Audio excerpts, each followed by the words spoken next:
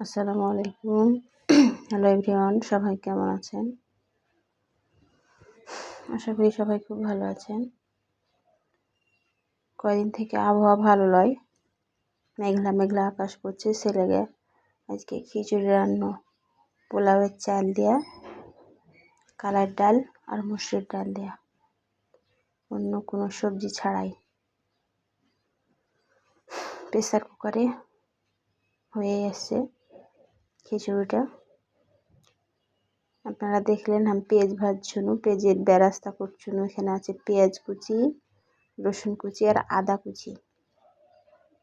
তিনটা জিনিসকে কুচিয়া তখন আমি একটু বাদামি কালার করে লিখুন। বাদামি কালার হয়ে গেছে প্রায়। এখন এই বেরাস্তাটাকে নামিয়ে নেব। নামিয়ে নেওয়ার পরে তখন দিয়ে দেবো খিচুড়ির উপরে।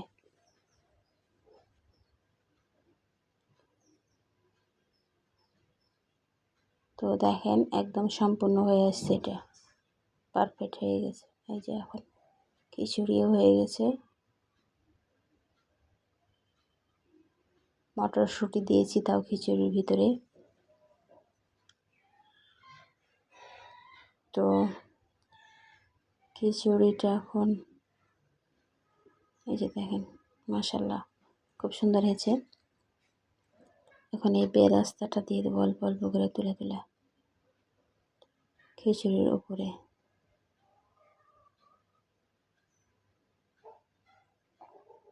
এই বেরাস্তা দিলে কিন্তু আলাদা একটা স্মেল বের হয়, স্বাদও লাগে খেতে। তো কোনোদিন অবশ্য দিইনি, আজকে নতুন দিনও। আর শাশুড়ি দিত এইভাবে লয়, আর শাশুড়ি দিত পেঁয়াজ, গোটা পেঁয়াজ, গোটা রসুন আর গোটা আদাকে পুড়িয়ে থেতা করে দিত। ওভাবে রাঁধি আমি এক হাতে চুলাতে,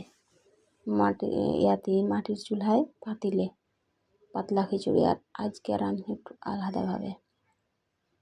তো বেরেস্তাটা দেওয়ার পরে সুন্দর করে লাড়ে নিব। এই যে দেখতে পাচ্ছেন, সুন্দর করে লাড়ে নিব উল্টা পাল্টা। লাড়া নেওয়ার পরে হয়ে গেছে। এখন খাওয়ার পালা। খাওয়া দাওয়া এখন চলে এলো রান্নাঘরে, রান্না করবো ছেলেকে।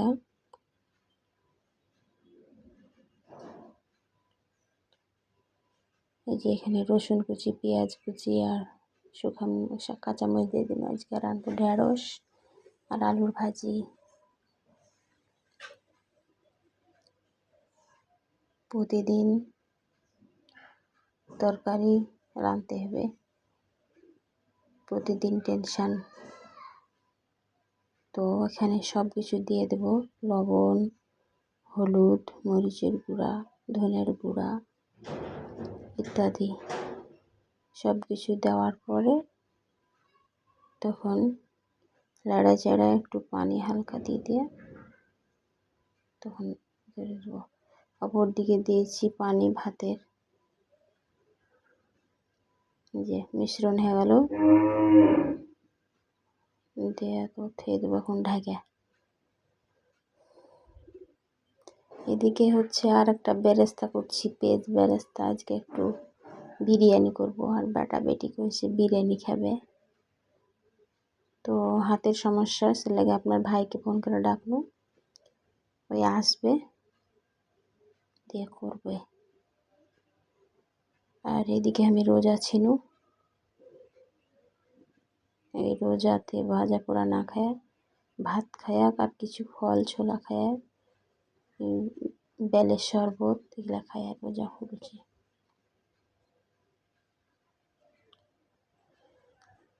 তো রোজা খোলার পরে আসে দেখছি তো চুলাতে প্রায় হয়েই গেছে বিরিয়ানি।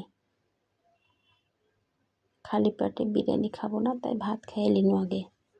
এই যে বেরেস্তাটা ভাজি চিনি দিয়ে দিচ্ছে, একদম সম্পূর্ণ কমপ্লিট, কিছু খাসির মাংস ছিল, ওটা দিয়েছিলাম।